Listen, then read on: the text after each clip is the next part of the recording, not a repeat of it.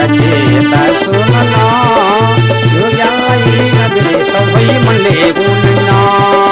उत्तम मेरो गाह्रो साथी